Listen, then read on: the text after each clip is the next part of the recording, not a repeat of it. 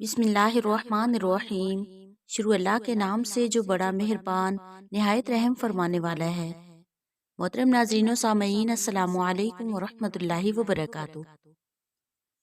حضرت سعید بن مسیب رحمۃ اللہ علیہ فرماتے ہیں، ایک شخص نبی کریم صلی اللہ علیہ وآلہ وسلم کی خدمت اقدس میں حاضر ہوا اور عرض کیا، یا رسول اللہ، مجھے بتائیے قیامت کے دن اللہ تعالیٰ کے ہم نشین کون لوگ ہوں گے؟ ارشاد فرمایا، اللہ سے ڈرنے والے اور عاجزی انکساری کرنے والے، جو اللہ تعالیٰ کو بہت یاد کرتے ہیں۔ عرض کیا، یا رسول اللہ، کیا یہی لوگ جنت میں سب سے پہلے داخل ہوں گے؟ فرمایا، نہیں۔ اس نے عرض کیا، تو پھر جنت میں سب سے پہلے کون لوگ داخل ہوں گے؟ ارشاد فرمایا، لوگوں میں سب سے پہلے غریب مسلمان جنت میں داخل ہوں گے۔ جنت سے ان کے پاس کچھ فرشتے آئیں گے اور کہیں گے، تم حساب کتاب کی طرف چلو۔ تو وہ کہیں گے، ہم کس چیز کا حساب دیں؟ اللہ کی قسم، دنیا مال و دولت سے ہمیں کچھ نصیب نہیں ہوا، جس میں سے ہم بخل کرتے یا فضول خرچیاں کرتے، اور نہ ہی ہم حکمران تھے، انصاف نہ کرتے اور ظلم کرتے۔ ہمارے پاس تو اللہ تعالیٰ کا دین آیا تھا، ہم اس کی عبادت میں مصروف رہے، یہاں تک کہ موت آ گئی۔ تو ان سے کہا جائے گا، تم جنت میں داخل ہو جاؤ، نیک عمل کرنے والوں کے لیے بہترین اجر ہے۔ جناب رسول اللہ صلی اللہ علیہ وآلہ وسلم سے روایت ہے، آپ صلی اللہ علیہ وآلہ وسلم نے فرمایا، تم غریبوں کے حق میں اللہ تعالیٰ سے ڈرو، کیونکہ قیامت کے دن اللہ تعالیٰ فرمائیں گے، میری مخلوق میں سے میرے مخلص دوست کہاں ہیں؟ تو فرشتے عرض کریں گے، اے ہمارے پروردگار، وہ کون لوگ ہیں؟ تو اللہ تعالیٰ ارشاد فرمائیں گے، وہ فقراء مہاجرین جو مصیبت اور تنگ دستی میں صبر کیا کرتے تھے، میری تقدیر پر راضی رہتے تھے، ان کو جنت میں داخل کر دو۔ حضور اقدس صلی اللہ علیہ وآلہ وسلم فرماتے ہیں، ان کو جنت میں داخل کر دیا جائے گا، وہ جنت میں عیش سے کھاتے پیتے پھریں گے، جبکہ امیر لوگ حساب کی گردش میں ہوں گے۔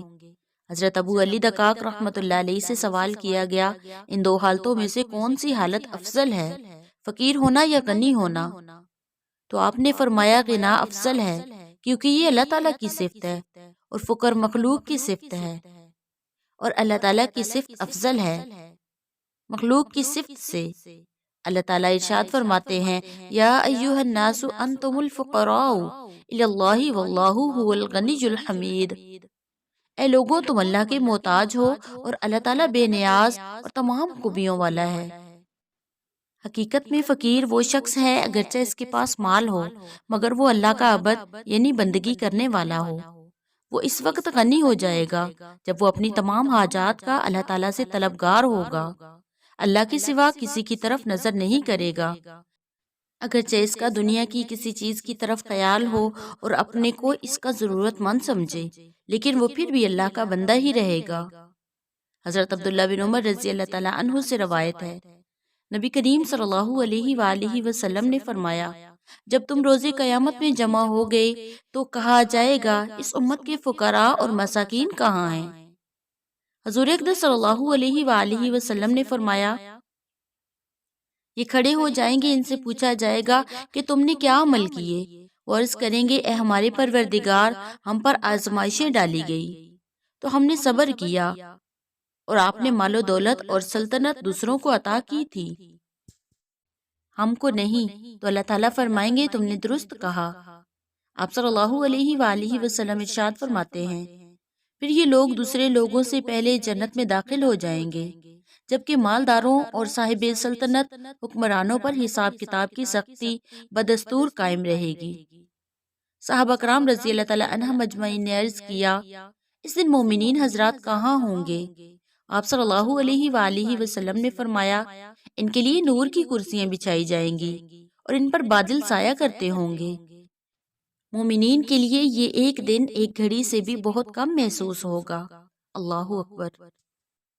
حضرت ابو ہریرہ رضی اللہ تعالیٰ عنہ سے روایت ہے، نبی کریم صلی اللہ علیہ وآلہ وسلم نے فرمایا، ہم اخیر میں آنے والے ہیں، قیامت میں سب سے پہلے قبروں سے اٹھائے جائیں گے اور سب سے پہلے جنت میں داخل کر دیے جائیں گے۔ یعنی حضور اقدس صلی اللہ علیہ وآلہ وسلم کی امت تمام امتوں کے بعد آئی ہے، اور سب امتوں سے پہلے آپ صلی اللہ علیہ وآلہ وسلم کی امتوں کو قبر سے اٹھایا جائے گا، اور سب سے پہلے آپ کی امت ہی جنت میں داخل ہوگی۔ حضرت عبداللہ بن عمر رضی اللہ تعالیٰ عنہ فرماتے ہیں، نبی کریم صلی اللہ علیہ وآلہ وسلم نے فرمایا، کیا تمہیں معلوم ہے جنت میں سب سے پہلے کون داخل ہوگا؟ صحابہ کرام نے عرض کیا، اللہ اور اس کے رسول خوب جانتے ہیں۔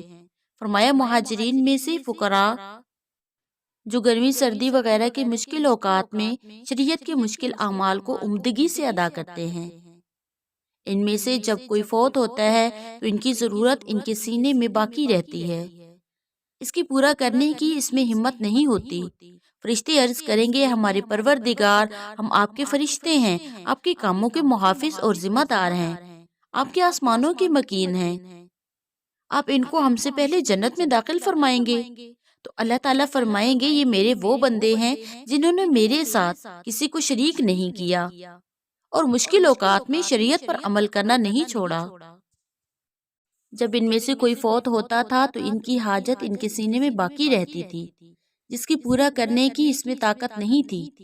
بس اس وقت ہر دروازہ سے ان کے پاس فرشتے حاضر ہوں گے اور یہ کہیں گے، سلام علیکم بما صبرتم فنعم عقبی الدار۔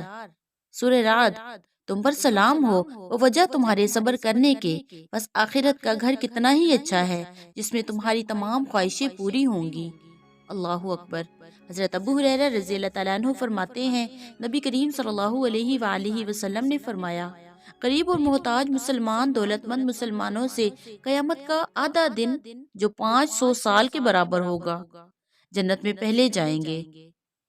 حضرت عمر بن خطاب رضی اللہ تعالیٰ عنہ فرماتے ہیں، میں نے رسول اللہ صلی اللہ علیہ وآلہ وسلم سے سنا، آپ نے ارشاد فرمایا، غریب مسلمان دولت مندوں سے آدھا دن جنت میں پہلے جائیں گے۔